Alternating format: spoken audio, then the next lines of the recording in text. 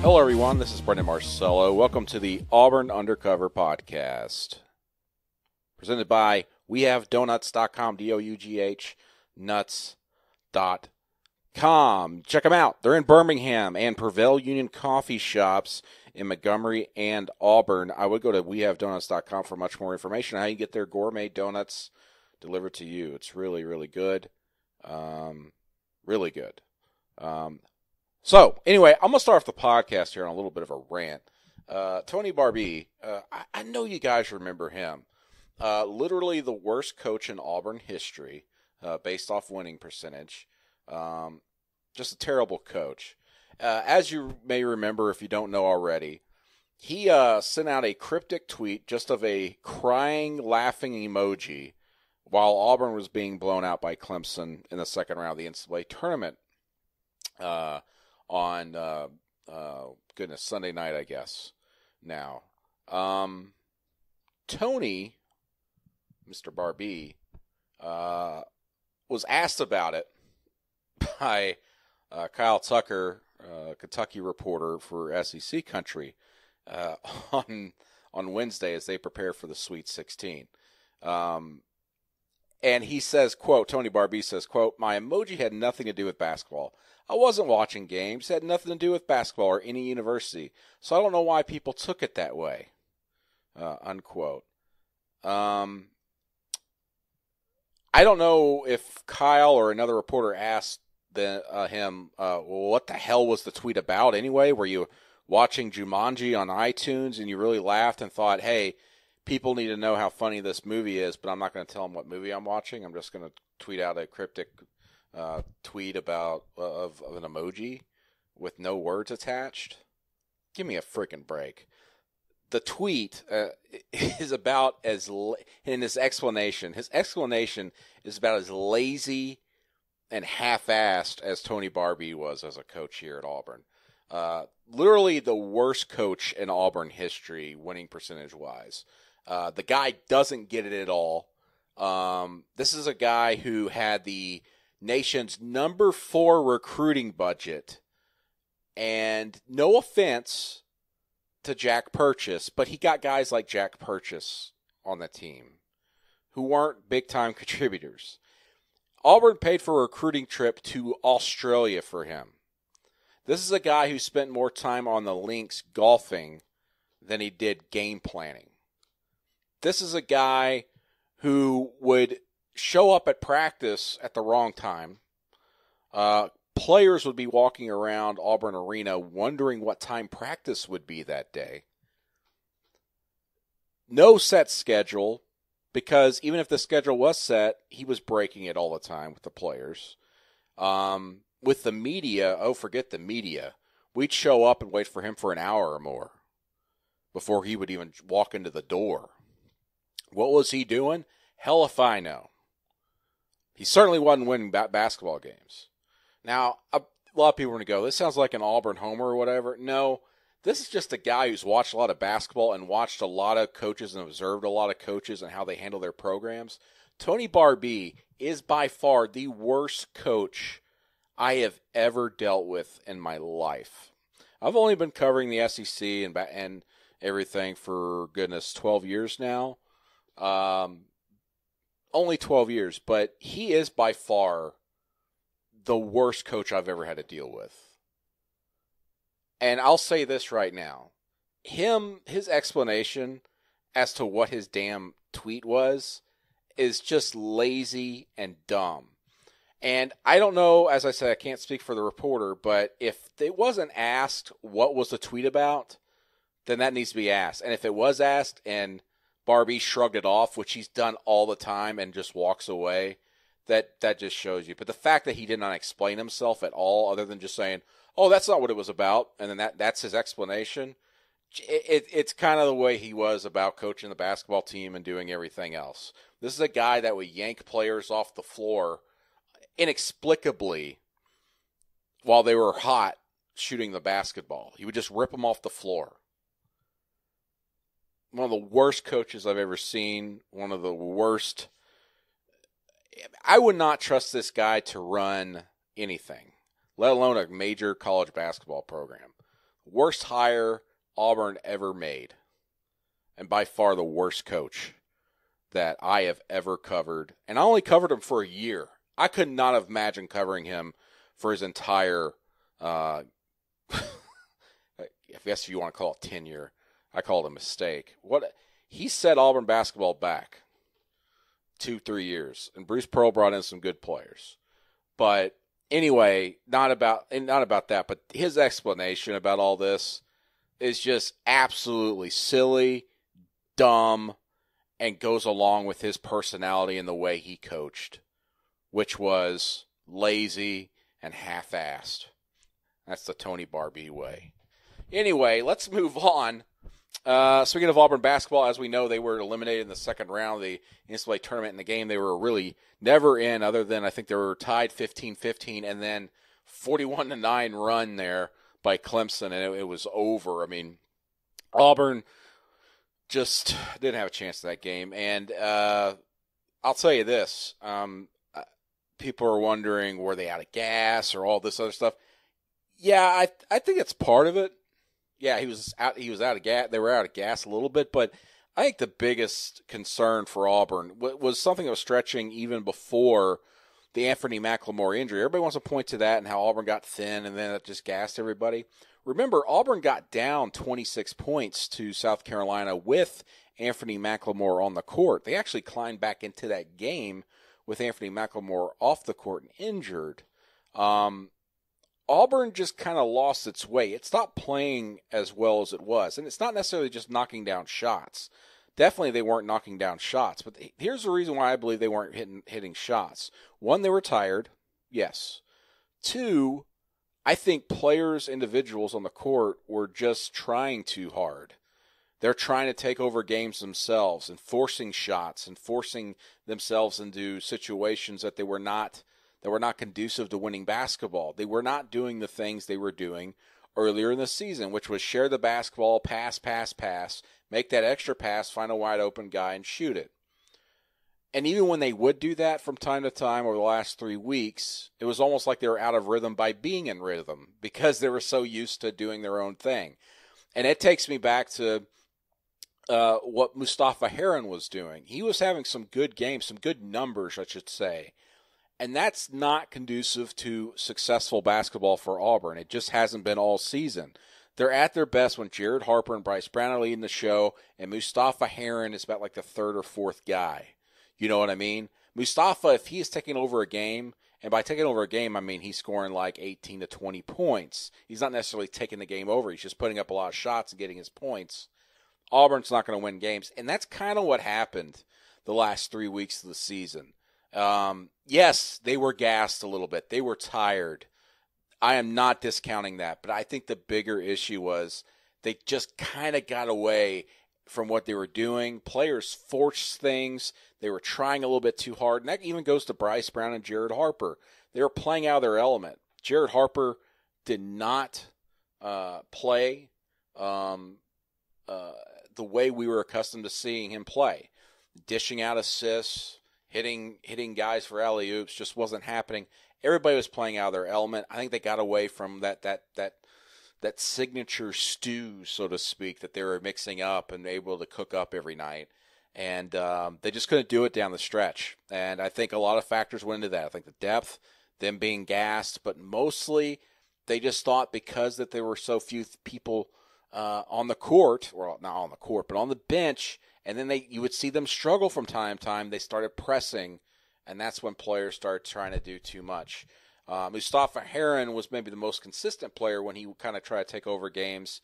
But it took Auburn out of a rhythm, really, when Mustafa Heron was trying to take over games. But anyway, all that aside, I mean, it was a heck of a run, hell of a run by Auburn. I mean, when they lost to Barry in the exhibition game, I thought there was no way this team would even make the NIT. I thought it was over with. Austin Wiley and D'Angelo Purifoy were on the bench. The FBI investigation had just led to the arrest of Chuck Person, and they lost to Barry. I didn't see it coming. Heck, I didn't even see it coming in one game I covered in the non-conference schedule against UAB. It was kind of an ugly game back and forth. Everybody kind of thought UAB was going to challenge for the NCAA tournament. That didn't happen this year. but they won 75-70, but it was kind of a back and forth, kind of ugly game for Auburn. And I tweeted that it's not a great Auburn team, and people took that, oh my goodness, so badly. About a month or two later, when Auburn actually started making the run, they dug up the tweet. Hindsight's 2020, I guess, but I'm open to taking the criticism for that. But Auburn kind of got back to what I was seeing that December night against UAB. There just wasn't really any great rhythm to the game. And Jared Harper and Bryce Brown obviously weren't tired, and they were playing better at that time.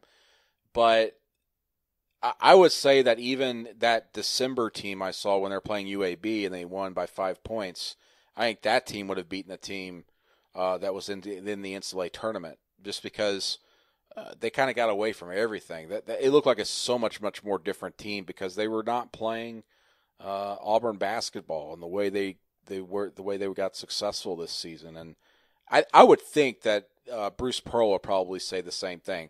Obviously, I was not in San Diego. Our Philip Marshall was in San Diego there and watched the game in person and saw some practices and everything. But just from what I can gather from talking to some folks and then watching this team on television and also in person over the last 3 weeks of the season, that's kind of what I took from it. I don't know what you guys took from it, but that's kind of what I thought, in my opinion. So, but now that's the off season and we start talking about Bruce Pearl's future. Obviously, with the FBI investigation and Chuck Person, we found out earlier, I guess when was it, Tuesday night, that Danjel Purifoy has been cleared finally by the NCAA, but he's got to miss the first 30% of next season, which means about 9 or 10 games.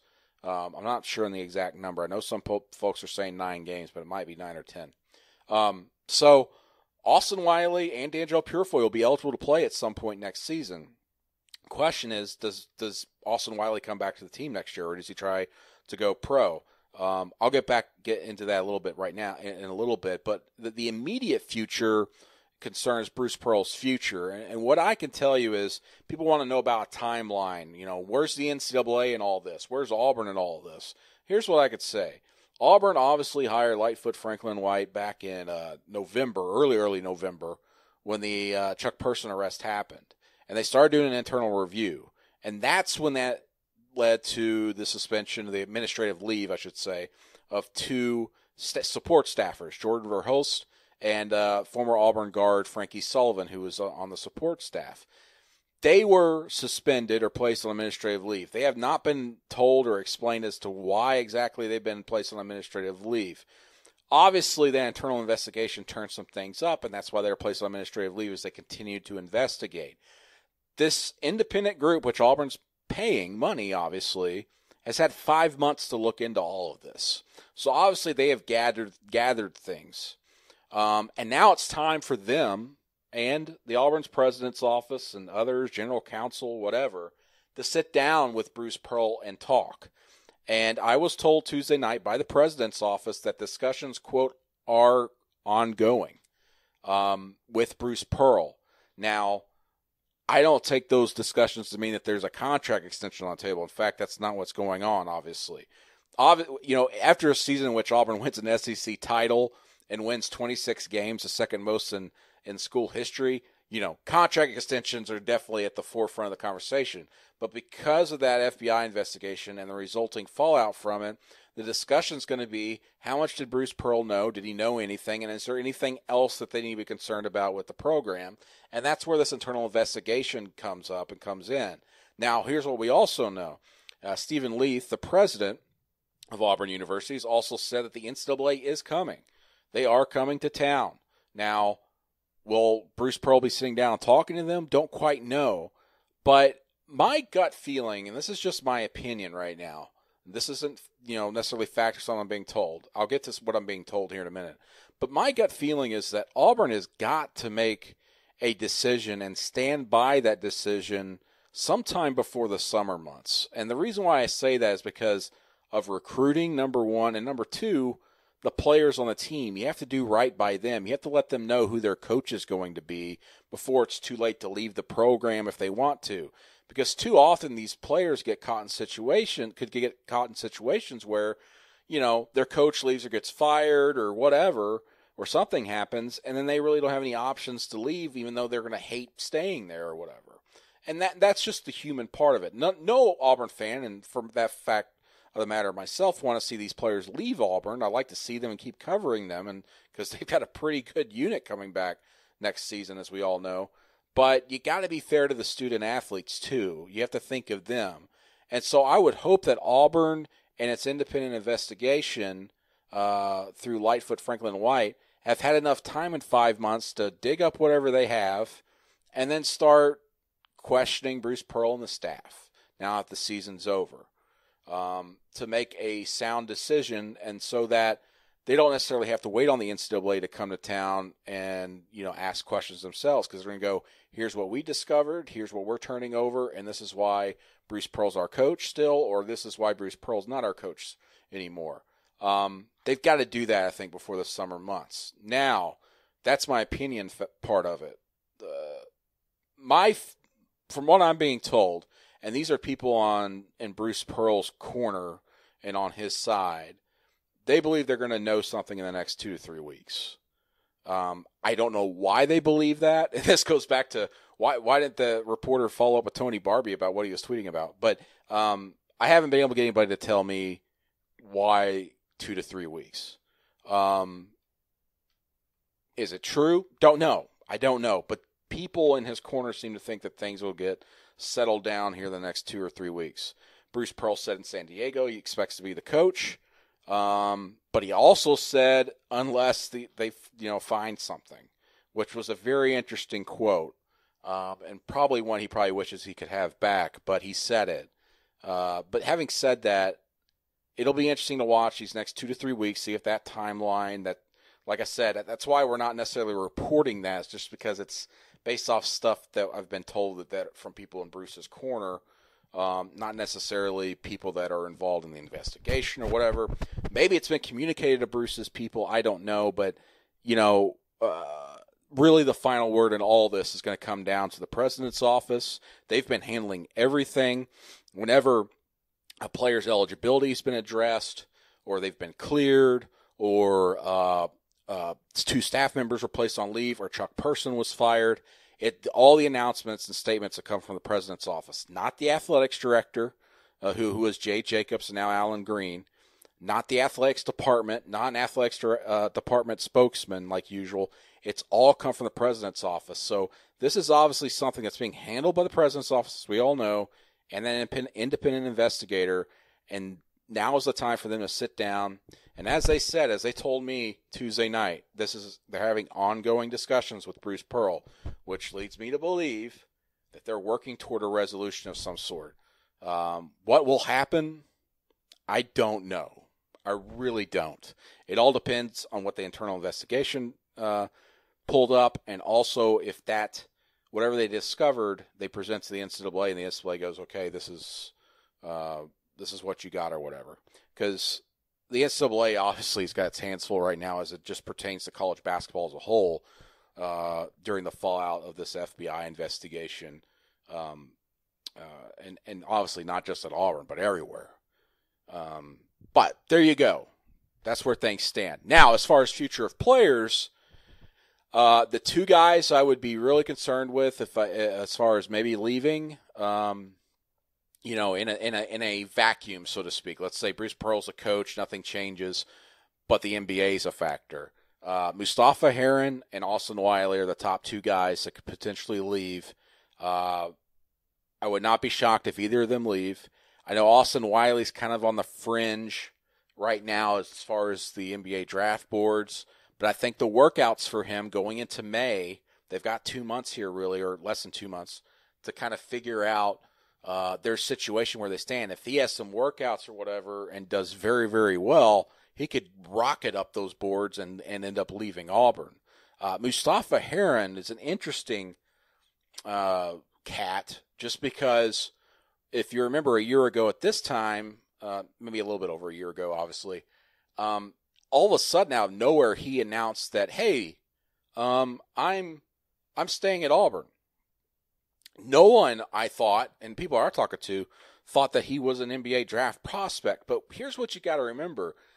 A lot of these guys now really do think about leaving and going to, the D League or going overseas and making money. You can make good money playing basketball overseas nowadays. And Mustafa could do that. Now, would he be drafted? I don't think so. I don't keep too close tabs on it, but I haven't heard his name or seen his name on any lists. But I think he could potentially leave. He's going to look at it. And if Auburn were to lose both of them, that would obviously hurt their depth. But having said that, Auburn's going to have a really good team next season. At least if they can keep everybody healthy and keep everybody on board outside those two that are looking at potentially entering the NBA draft. And then in a perfect world, if Bruce Pearl returns and those two players return and Austin Wiley returns and D'Angelo Purifoy returns and you get Mustafa Heron back as he tries to look at the NBA, that is a loaded team and one that has not only is loaded, but has that depth finally. Auburn obviously was dealing with 8 scholarship players down the stretch as it was just dealing with, oh my goodness, so much in the way of off-the-court issues, obviously, and then, of course, with the injury to Anthony McLemore, which really changed things for Auburn down the stretch. But, I mean, if you look at, like, what a depth chart would look like, so to speak, in the rotation, if everybody returned, all of a sudden the center position's no longer Anthony McLemore and Horace Spencer, or as it was this season, late in the season, Horace Spencer and Chuma Okeke. All of a sudden it's Austin Wiley and Anthony McLemore with Horace Spencer mixed in as a third option.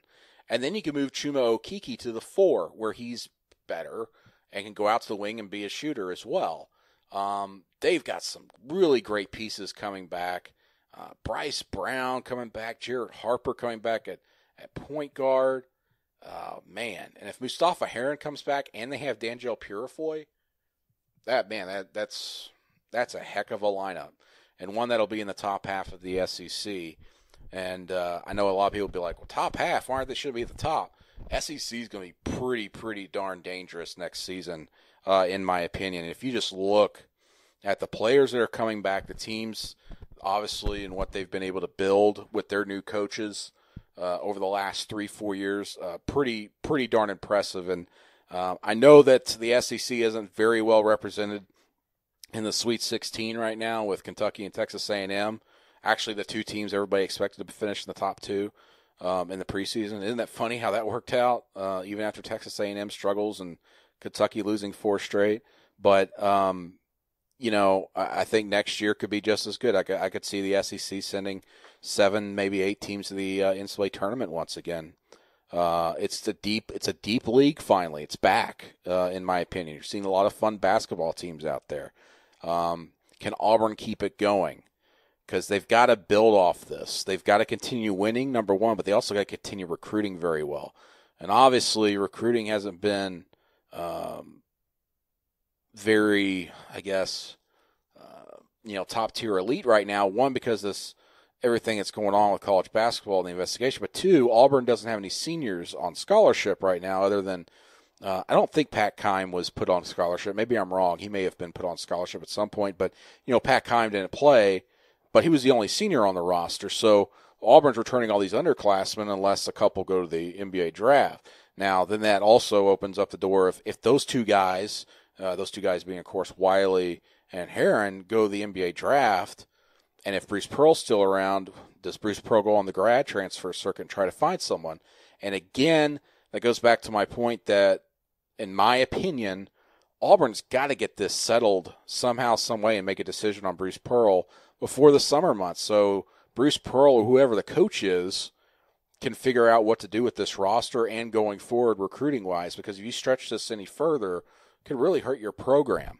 Even if you are leaning, obviously, toward keeping him, you better make that judgment and that decision as soon as you can instead of just dragging it out, because that affects your image and affects things with recruiting on the recruiting trail. So that's just my opinion and also some insight to what I'm getting. Anyway, football back in session after spring break. School's back in session. Auburn was on a 12-day break, returned to the practice field. Most of you already know receiver Eli Stove tore an ACL in the final practice before spring break. Just a bad break for him. Extremely, insanely talented. He is out, had surgery last Tuesday actually. How long he'll be out, I don't know. But good luck to him. Auburn needs him. I know Auburn's very deep, but he was their jet sweep guy. He was a guy that really can mix it up. He had 30 rushes and 29 catches. Very balanced effort there last season. That's a big loss for Auburn. We'll see when they can get him back. Also, we have some insight, some intel for our Auburn Undercover VIP members that you can find in 3 Things I Know, 3 Things I Think at auburnundercover.com. Updates on several injuries, updates on what happened behind closed doors at practice Tuesday. They returned to practice Tuesday. Media wasn't allowed to watch. There was no media availability with players to speak to them or the coaches. But we got some insight into what happened at practice, and especially what's going on with Jarrett Stidham and his shoulder, the quarterback for Auburn, the first 3,000-yard passer to ever return for a second season at Auburn. So find that at auburnundercover.com. 3 Things I Know, 3 Things I Think. And, of course, we'll have plenty of coverage of football as they get back on the field Thursday. And we have a media availability. We'll actually be able to watch about 15 minutes of practice. And then we'll speak, I believe, to Gus Malzahn, some players after practice as well. So that's going to do it for the Auburn Undercover podcast. Plenty of stuff going on. Of course, we didn't even talk about baseball and softball right now. Softball with a big series win against Alabama. Baseball getting into the top 10 after taking the series against Texas A&M to open up the SEC. They lost to Georgia Tech Tuesday night, so that hurts a little bit. They got a big series coming up this weekend as well. See if they can keep it on the roll here and see if they can stay in the top 10. It's kind of incredible what the big 3 sports have been able to do this academic year. Football, basketball, and baseball all ranked in the top 10 at one point. I believe, based off my research, it's the first time since the 86-87 academic year at Auburn that has happened. Quite an incredible feat. So anyway, thanks for listening to this episode presented by WeHaveDonuts.com, DOUGH nuts.com. Make sure to go to WeHaveDonuts.com for donuts. Make sure to go to AuburnUndercover.com or Auburn.247sports.com for complete Auburn coverage. See you down the road.